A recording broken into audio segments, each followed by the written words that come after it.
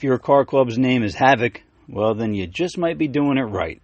It's time to visit VolksFest 2023.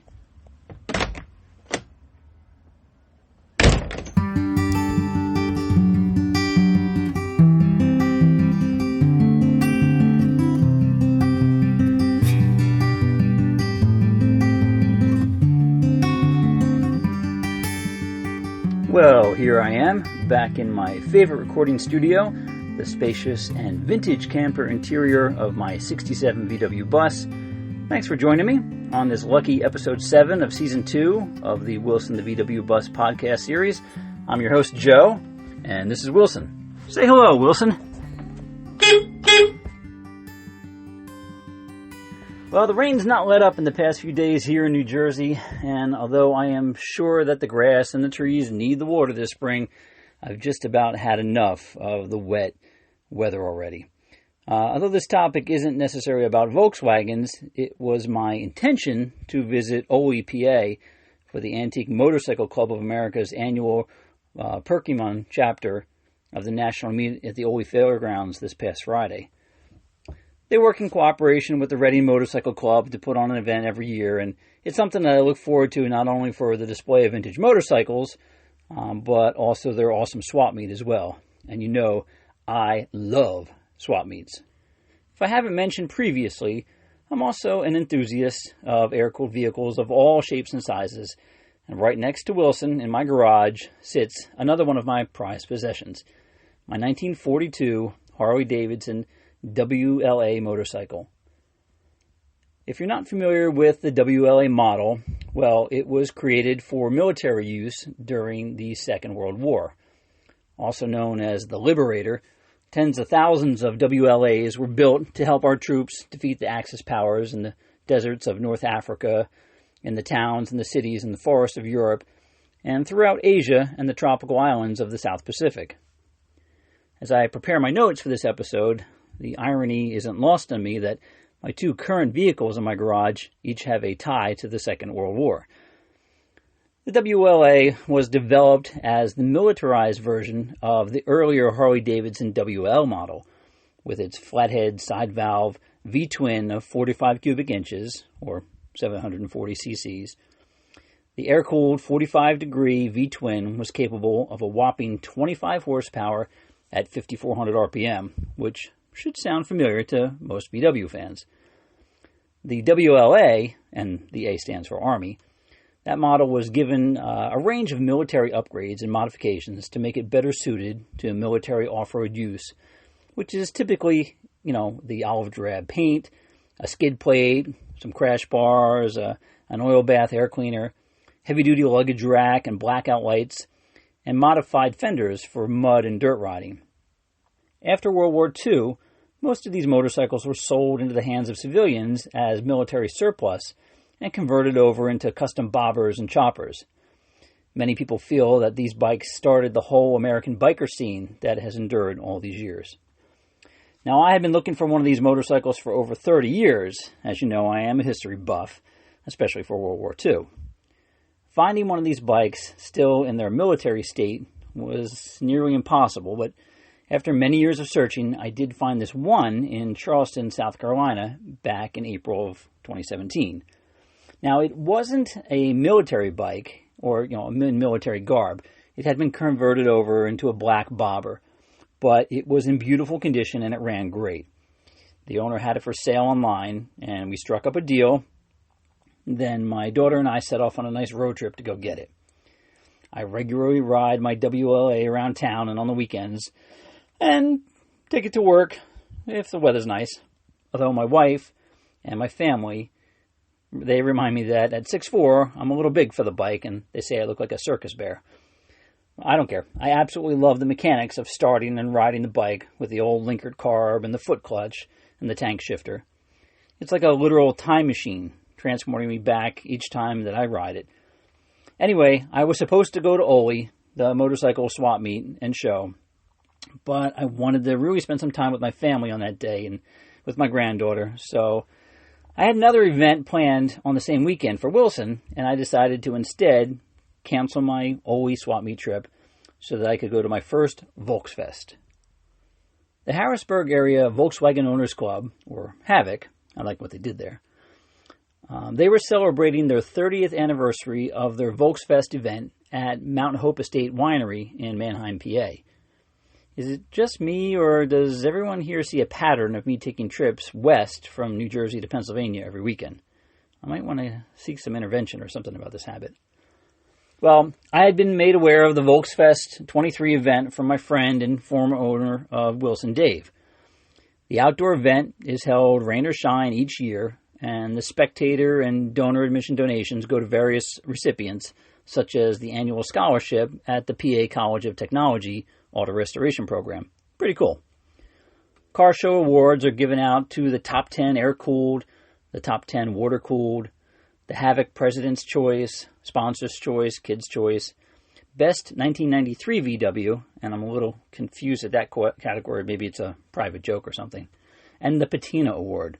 I should have brought Wilson for a shot at that Patina Award, but I still want to get that carb adjusted a little bit before I take a 3+ hour trip, a road trip, so maybe next year. It was a dog-friendly event with so many cool dogs attending. Apparently, all those Harrisburg VW people really liked their dogs. The grounds were very nice, with a dedicated area set aside for vendors at the swap meet section, and plenty of space for air-cooled and even newer VWs in the grassy fields behind them. I came across a few sweet split-window buses and their owners. One of them was a nicely restored 64 splitty, and there were even a handful of original split windows and their glorious patinas hanging out in the swap meet section.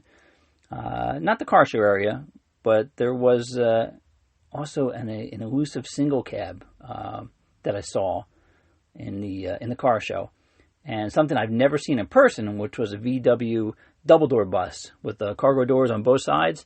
Never seen one in person. That was pretty cool. Head over to Wilson's Instagram if you want to see them.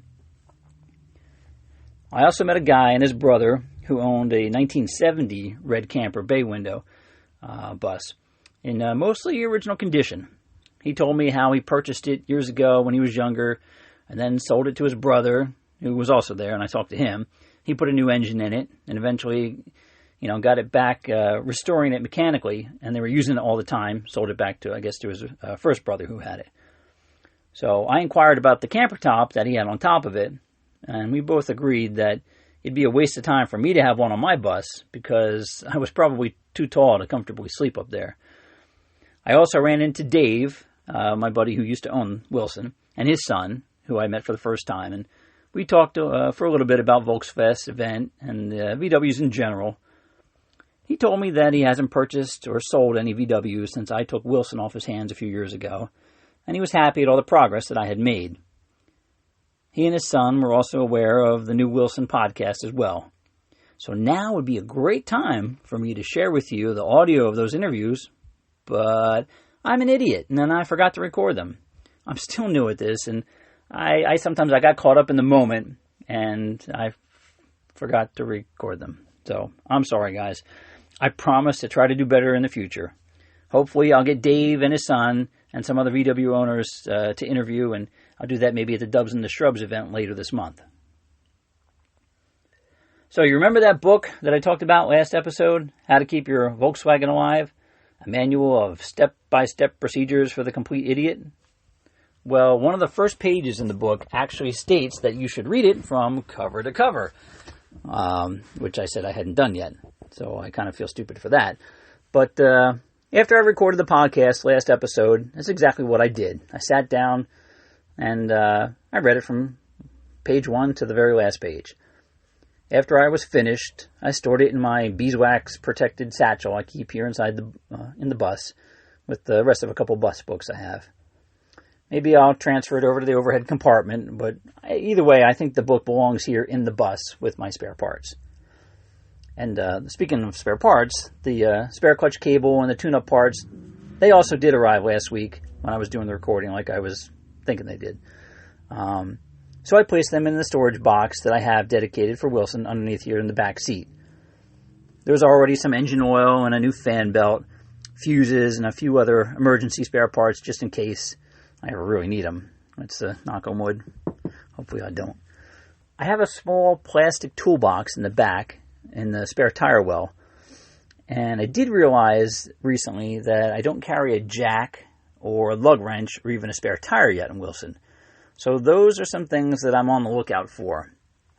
I didn't see any jacks at the VolksFest swap meet, but now that I think of it, I should have picked up a spare tire. Jeez, I'm such an idiot. I don't know where my head was at that morning. I really screwed up. Anyway, I started Wilson up the other day just to check on my new fuel filter, and I wanted to use up some more of that bad gas, get that out of there. And while I was in the back there, I noticed that I had previously ripped a hole in my muffler. You see, on one of my recent trips, taking Wilson to work, I backed up into my parking space at my office, and without really comprehending just how long and low Wilson was to the location of the tailpipe, I hit the tailpipe on the curb. So that pushed the tailpipe forward, bending it a little bit and cracking the weld from the muffler. It wasn't a big deal. I was able to pull it back into shape. But I did not realize until just now that my little screw-up also tore a small hole in the muffler right where the bracket secures it to the tailpipe. So now I had this small but annoying exhaust leak. The tailpipe was too close to the rear bumper, and when I started Wilson, the bumper and the muffler briefly touched and rattled a bit.